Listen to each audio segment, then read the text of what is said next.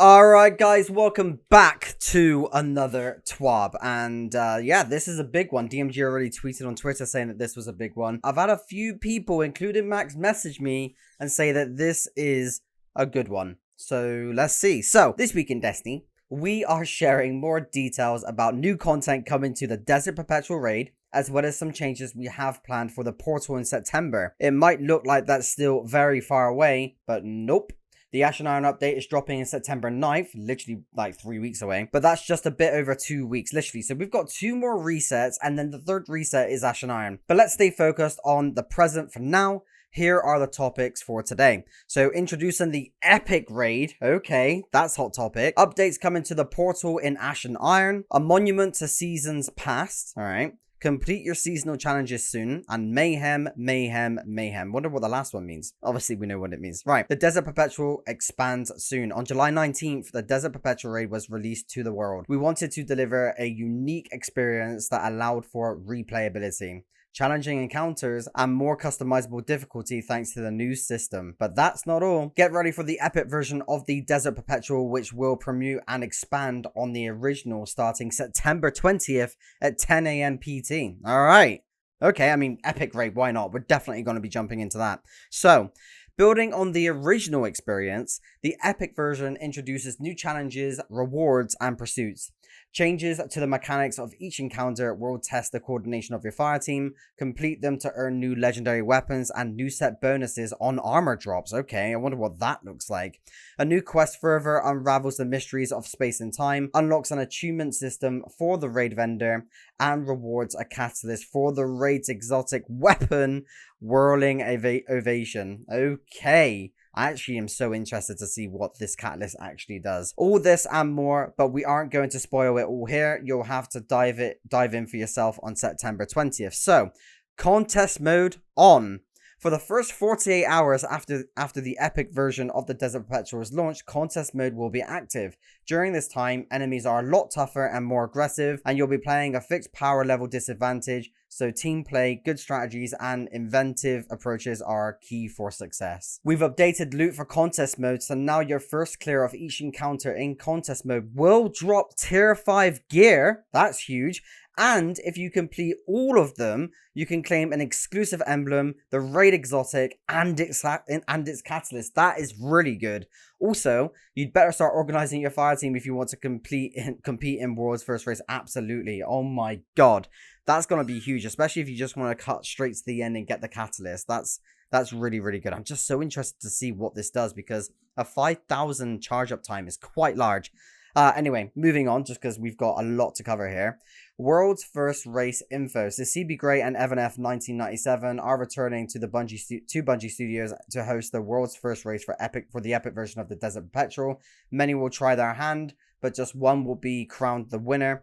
Here are some entry requirements to know beforehand. I just want to say CB Gray and Evanf 1997, these guys, amazing lads, they did such a fantastic job the last time that they were previewing the raid, so we'll definitely be tuning into that as well. So what are the requirements? Completion of the Edge of Fate campaign, yes, obviously. Fire team leader must have completed the regular version of the Desert Perpetual, okay, and a fire team of 6. Yeah, fine. Once the first team has completed the epic version of the Desert Perpetual in contest mode, the normal version will be unlocked for players that just want to experience the new content without the extra difficulty. Totally understandable. Fine. Not swap update. With the release of the epic raid to keep success in encounters focused on action gameplay and create a level playing field for players across platforms, we are rolling out a new version of Not Swap for contest mode.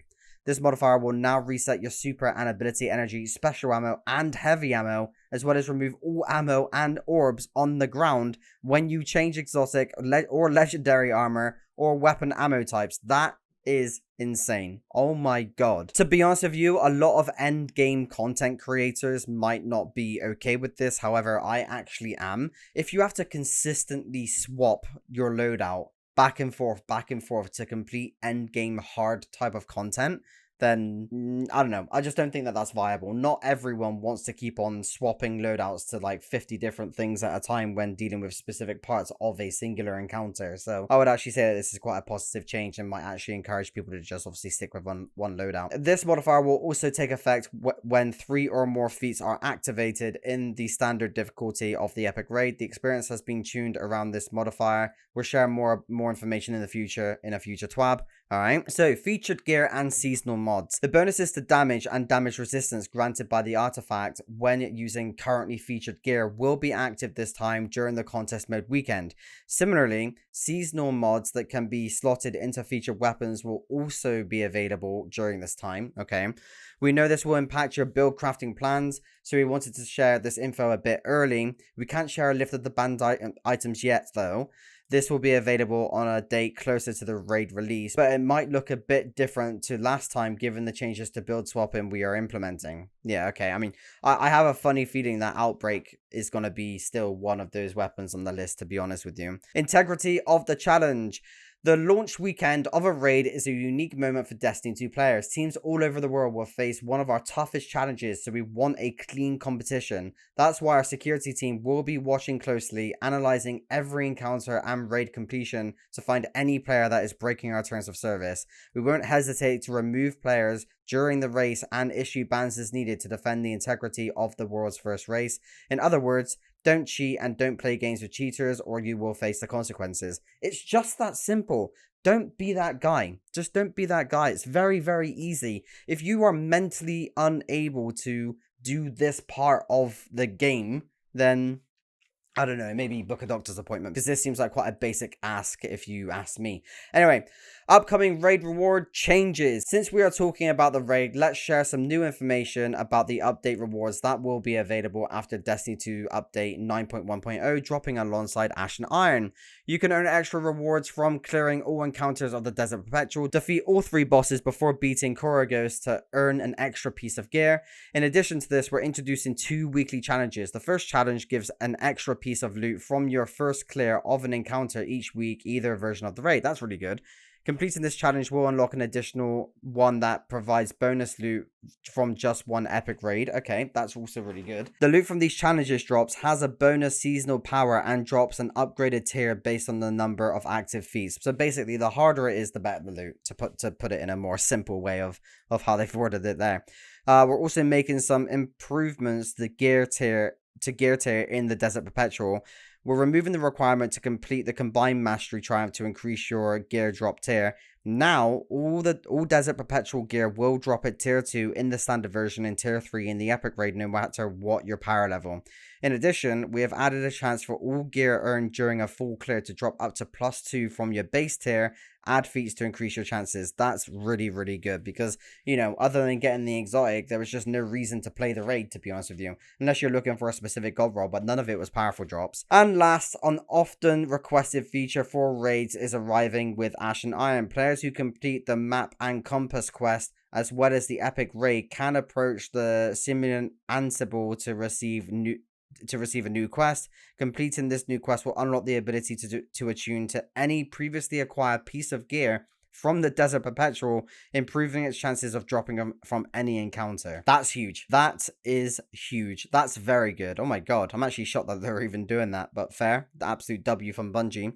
Alright, Bungie Rewards extension. The Desert Perpetual Bungie Rewards date has been extended. Players now have until December 5th, 9:59 AM PT to complete the Desert Perpetual raid, regular or epic, so you can choose either one, to unlock the raid jacket and the raid sling bag Bungie Rewards. These Bungie Rewards will be available for purchase until January 6, 2026, 9:59 AM PT. Again, positive. Launch the Desert Perpetual and earn your Bungie Rewards today. I actually really like it, to be honest with you. The jacket does look pretty sick, to be fair. Alright, the Portal updates. This is what I'm interested in. Hey Guardians, the Portal dev team here. We see that you are all loving, checks notes, Caldera and K1 Logistics a lot. Maybe too much? I love that.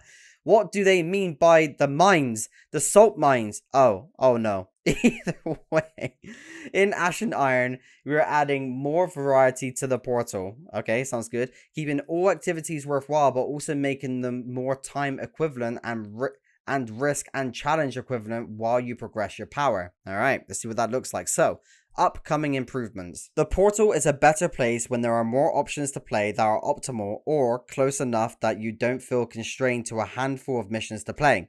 We need for our team ups to be a better place to play, either with your friends, with new friends via Fireteam Finder, through matchmaking, or even as a solo guardian wishing to do a solo strike. Yeah, again, that was the thing, because the most optimal way to kind of grind and level up your guardian was literally doing solo ops. It just kind of forced you to not play with friends. So some ops categories are going to get increased rewards, and some ops categories / activities are going to get slightly reduced rewards. All right, so what does that look like? The solo ops dominance is especially stark between 400 and 450. Yes, very true. Where the best way to attain prime engrams is to get A grades as fast as possible. We want to make this a more interesting portion of the game, one that makes attaining prime engrams in the portal more rewarding. Starting next week with Destiny 2's update 9.0.0.8, we are increasing the time limits in Fireteam Ops direct launch matchmaking tiers, giving players significantly more time to complete challenging matchmake grandmasters. This should help players reach A grades more consistently, resulting in better rewards. Okay, we'll have to see what that looks like, but that is overall positive change. Additionally, we have some other improvements planned for the portal in Ashen Iron and Forward. So, what does that look like? The time bonus system should give more value in trading off speed versus killing everything in a kill-based activity in Fireteam Ops, and have a meaningful role in earning scores in Solo and Pinnacle Ops. Good grades in Fireteam Ops should be less risky and less challenging to get than they are now, and closer to Solo and Pinnacle Ops activities. Alright, again, positive. Fireteam Ops should be at least as good a place to earn power as Solo or Pinnacle Ops, and matchmade Fireteam Ops should be more viable at high level. Okay, so basically, I think this is a good thing. I want to play with my mates, you know what I mean? I don't want to do Solo Ops, I want to play with the boys, but I can't play with the boys because it doesn't benefit me. So yeah, this is a positive change. The way that equipped power and account power work is confusing. We are fixing that. We would like more variety in Pinnacle Ops, including a way to earn Pinnacle Ops gear via matchmaking. We would also like to give more regular opportunities to matchmake into marquee activities like Onslaught and the Coil. I literally don't touch the Onslaught at all, to be honest with you. We want to make it easier and more obvious for everyone in the fire team to get the best rewards, even at wide power differentials. We think various Bane's challenges and boons should be well balanced against each other. We also think that there should be more things to do in general. As we add brand new activities to the portal and bring older legacy activities in, we want to be able to feature these more effectively for daily power game. Yes, we don't need to keep on limiting ourselves. The more we get, the better. I've said it since day one. The more we give players the option, the better it will be. Don't restrain players, let them choose. It would be great if Conquest were repeatable for portal rewards. Again, another positive thing. Ashen Iron update. In the Ashen Iron release, we have more substantial changes and additions. These are by no means final, so expect more in the future. Let's go over them. This is going to be the first kind of thing we learn about Ashen Iron, so this is going to be interesting. Okay, ultimate difficulty. Ultimate difficulty will be available when Ashen Iron launches. Ultimate difficulty is available at starting power 451. Ultimate includes 2 new player strikes, so pressure cooker, finish under the time limit or get kicked to orbit. Oh my god. Extinction, all players are limited to a single life, there are no revives.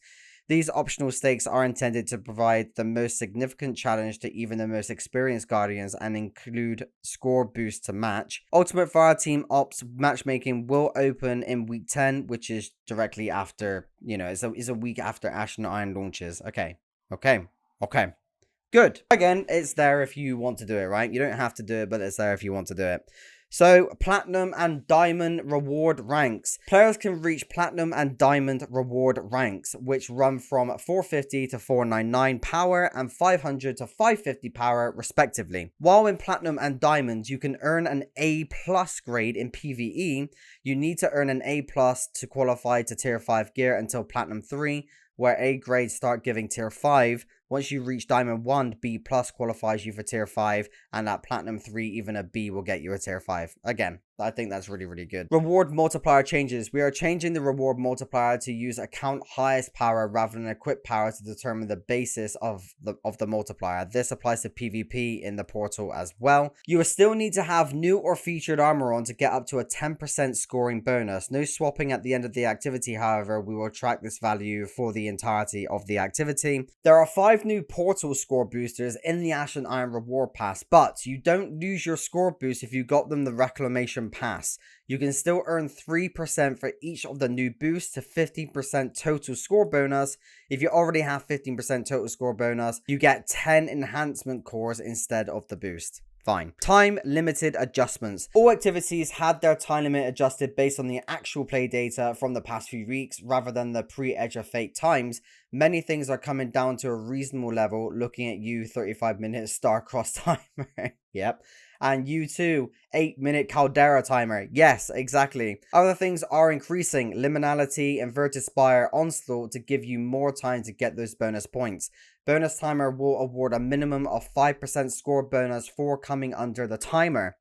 In the future, we are looking at ways to help you visualize this in the customized screen when looking at your projected score. Again, like, this has to be visual.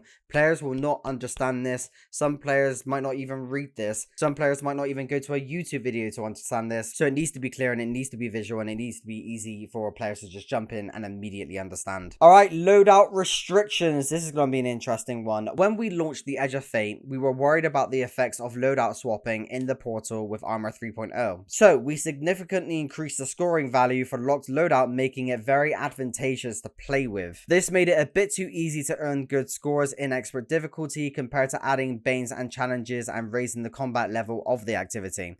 We are bringing locked loadout back down to where we originally imagined it and are opening up some design space for some new loadout modifiers. We're adding a new loadout player state called Touche, which combines locked loadout and avant-garde restrictions, as well as scoring for both. I absolutely cannot stand avant-garde, if I'm just being honest with you. Moving on from that, they say we are also adding a selection of new loadout restriction modifiers alongside these, starting with the expert tier. Just 3 examples so far. Explosive weapons, including rocket-assisted ones. Okay.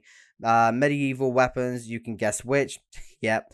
Old West weapons, yeehaw. Yeah, well, again, there you go. Tex Mechanica. All of these also include restrictions for new featured armor similar to Avant-Garde, but the weapons can come from anywhere and anytime, even from 1963.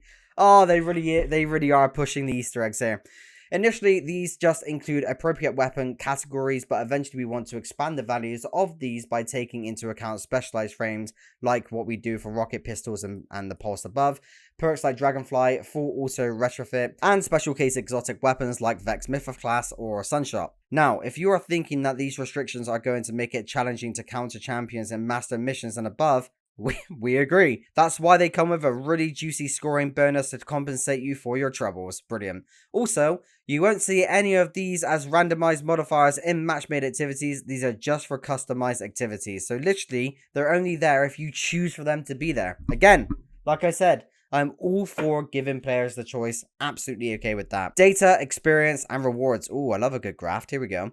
Our goal for individual activity rewards was to create a consistent value across all activities. While each activity is unique in its own way and can be preferred by different players, we created groupings based on the length and difficulty to reward players' efforts. As we've been analyzing activity data and seeing players become more familiar with activities, buffs, and creating new strategies, it's clear that some activities are harder than we expected, Widow's Court for example, and others are easier, Encore for example. So portal activities, Pseudo Ops, Pinnacle Ops, Fireteam Ops, and Crucible. That's actually the graph there. Oh my god. So the lowest is Pinnacle Ops. The second lowest is, I guess, I want to say Fireteam Ops, and then we've got Crucible just above it, and then Pseudo Ops. Yeah, that makes sense. We can see that some activities, Pseudo Ops, Crucible, have a narrow distribution, and there is significantly less variation in duration. Activities with lower, wider shapes, Fireteam Ops and Pinnacle Ops, have a significantly higher variation in duration, usually meaning that the activity is harder and separates players by skill more effectively. We already expected some of this to happen due to the inclusion of longer activities like Onslaught and the Coil, still, but we want to make sure that activities that are more challenging and longer still feel meaningful and rewarding. Yeah, I agree with that. As part of that, we also want to make sure that activities that are easier than anticipated don't become the only activity that you should run looking at pinnacle ops. Again, it's one of those things, right? Like, the way that I think and the way that I always kind of farm is, do I want to farm an activity that is much longer than running a quick activity, whereby sure, it now might be more rewarding with this update. However, what if I don't get the thing that I need? So the way that my mind kind of logically works is I can either run consistently quick activities and get less rewards, but a faster chance at getting what I need, or risk it and do a longer, more rewarding mission, like things like the coil, like things like onslaught. I don't know. I'd have to do some numbers crunching, to be honest with you. Is it more effective to get less rewards quicker, or more rewarding to get more rewards longer? It very much depends on how quickly you get less rewards. You know what I mean? And here's the graph here. Yeah, so you've got the Whisper, which is the highest, star-crossed. I mean, yeah, it makes sense. I can see that. I actually love seeing data like this. Like, oh my god. It's clear that there are two general groups, the short ops like Whisper and Starcraft, and the longer ones like Encore and Chaos Fall, which lead to us to the following changes. So, Encore, end activity engrams reduced to 2, mid activity chest reduced to 2, Starcross end activity reduced to 1, mid activity chest reduced to 1, Whisper mid activity chest is just completely removed. Fireteam mods have a lot of activities, so we expect a lot more variance. So Luminality, the Inverted Spire, and Widow's Court is the ones that are highlighted here. Oh my god. Yeah, it's just blatant. You can just see it straight away. You can generally see 4 activity groups, including both Inverted Spire and Luminality, being harder than anticipated as compared to shorter Fireteam mobs, and Widow's Court consistently being the longest activity. As such, we will be making the following changes for the rewards. Luminality is increased to 2. Inverted Spire is also getting increased to 2. Onslaught Widow's Court is increased to 4. Okay, yeah, again, it comes down to how long it takes to complete the activities. Last, we are making some category changes when Destiny Update 9.1.5 arrives. We will be removing Onslaught/Crawls to Pinnacle Ops, both to create more activities to gain Pinnacle loot from, and to unify Fireteam mods to be 10 to 15 minute activities. We do not want to consistently be updating activities because it would create uncertainty in the rewards for them, but we will review this data with every major release and update activity rewards where appropriate.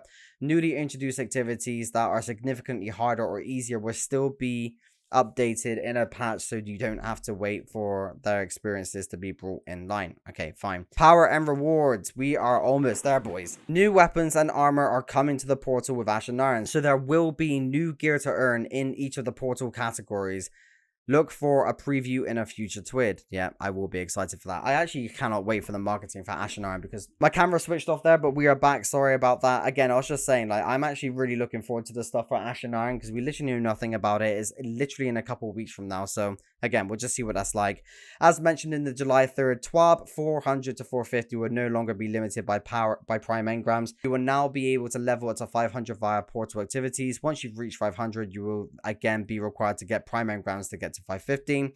Prime engrams. Prime engrams have 2 real functions right now. They are random, rare chance to get tier boost over what you would normally get, and they are primarily the best way of getting the power you want to 500. However, because they slide into your loot stream without any fanfare, they can sometimes get lost. Starting in Ashen Iron, these engrams will no longer automatically decrypt once they hit your inventory. Instead, you will need to take them to Master Rahul to find out what you got, just like Destiny 1. Yeah, exactly. Blast of the past. Additionally, rather than just giving you a single chance at a prime engram at the end of each portal activity, you will now get multiple chances based on the number of completion rewards from the activity. Oh, yes, that's good. That is very, very, very good. I'm very excited for that. I'm very happy for that. New activities and bonuses. Now, let's focus on the activities coming to the portal with Ashen Iron on September 9th.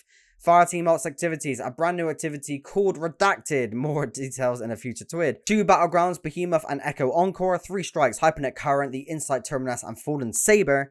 3 expeditions from Season of the Plunder, Nessus, Cosmodrome, Europa. I love Europa. Tomb of Elders.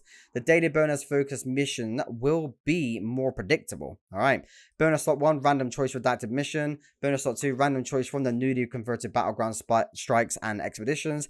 Bonus slot 3, random choice from onslaught/crawls. We are increasing the score multiplier for all kill scored activities by 5% to give players some breathing room. In addition to this, match-made kill score activities are boosted by an additional 5%. Pinnacle Ops activities, 3 dungeon layers, more info in a future TWID, 2 exotic missions, Presage and Avalon. Pinnacle Ops will also have 2 daily bonus focus activities. Bonus slot 1, random choice from the dungeon layers. Bonus slot 2, alternating between Presage and Avalon. Solo Ops bonuses. Solo Ops is intended to be a quick, reliable way to earn power when you have time to kill at the start or end of a session or need to complete a few objectives in a low-stress, low-committed venue. It was never intended to be the above-all best method of leveling for all player types, but right now, the speed, ease, and consistency of earning top rewards is drowning out most of the other options, especially at power level 400 plus. To start balancing this with other portal activities, we are using a relatively light touch. Reduce power earned for a given grade in Solo Ops by 1 compared to Fire Ops, Pinnacle Ops, and Crucible, okay? Paired with changes to Fire Ops scoring and other rewards tuning, we may need to make further adjustments as needed. Conquest updates, we are adding 4 additional Grandmaster Conquests and 2 Ultimate Conquests. Grandmaster Conquests round out the requirements for the Conqueror title, and the Ultimate Conquests are needed to complete the Guardian rank 11. Okay, that's huge. And also get you a sweet new seasonal Ultimate Conquest emblem. All conquests will now be replayable. You will earn normal score portal loot for additional completions. See, this is what, like, without going on too much of a rant, sometimes these twids are so kind of difficult to read. The amount of cuts and edits I've had to make in this already just to kind of make this make sense. Because, like, there's so many grammar mistakes. This says repayable. I assume they mean replayable. Obviously, it's not going to be repayable to do conquests. And again, I'm not going to make this too much of a big deal. However, it gives me so much extra work to do, and so many people check these twabs, and it's just one of those things. Anyway, future changes. We know the portal needs even more tuning, and some things just take longer to build. Expect the following in the few weeks after Ash and Iron's launch: a scoring tuning pass on all modifiers. Onslaught, the Coil, and Tomb of Elders will be moving from Fireteam Ops to Pinnacle Ops. They will get their own bonus focus slot in Pinnacle Ops. Just like in Fireteam Ops, the featured activity in this slot will get matchmaking. Bonus slot 3 in Fireteam Ops will be replaced by a random choice. I assume that means choice.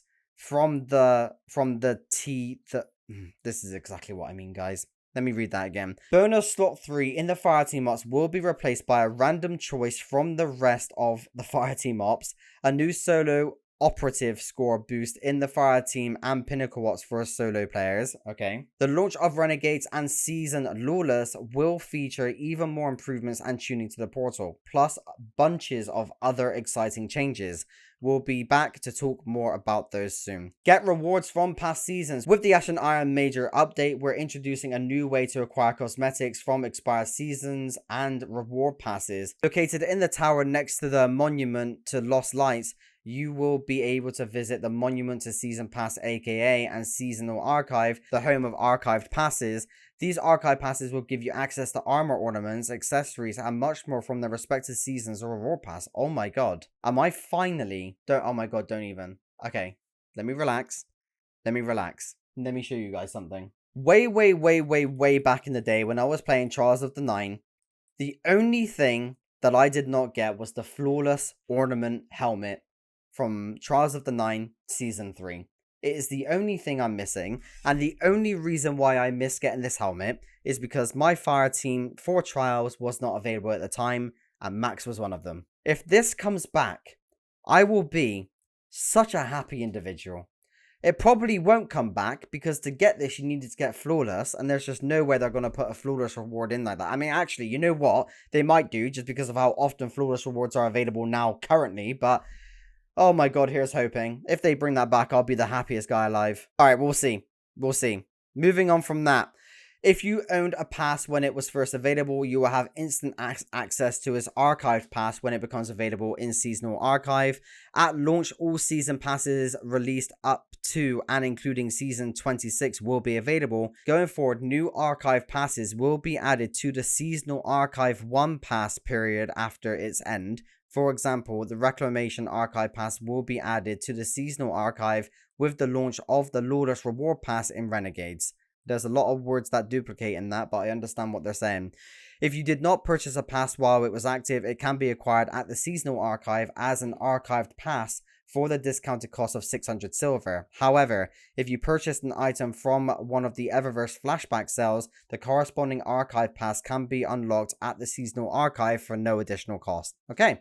That's a positive thing. Alongside with archive passes, the Seasonal Archive introduces chronologues, a new currency that can presently be spent to acquire the archive's items. Starting with the Ashen Iron Rewards Pass, chronologues are earned from Activity Rewards Pass and are distributed across both the free and paid tracks. Additionally, any newly purchased archive pass will also include 500 chronologues, enough to claim a handful of items from your new pass. No matter how or when you acquire a pass, however, you won't need to spend chronologues for an item you had earned. If you reach the required rank to claim an item in the past and either forgot to claim it or didn't own the corresponding pass while it was active, that item will be claimable immediately with archive pass ownership for no additional cost. We're just going to need to see exactly what that looks like. I mean, it looks good.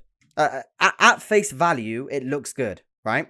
It looks good at face value, so I'm all for it.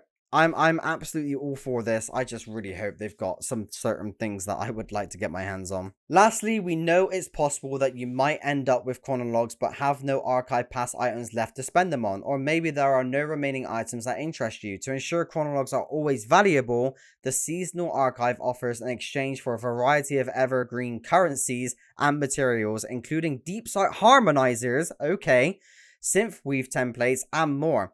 This exchange is available to all players, even if you've never owned a pass. I am very, very excited for that. Yes, because this is probably most likely where I'm going to be, I'll be honest with you. Alright, complete your seasonal challenges. The current list of seasonal challenges will reset when Ashen Iron arrives on September 9th, so this is a general call for everyone that is aiming to earn some extra Bright Dust and XP. Complete them soon.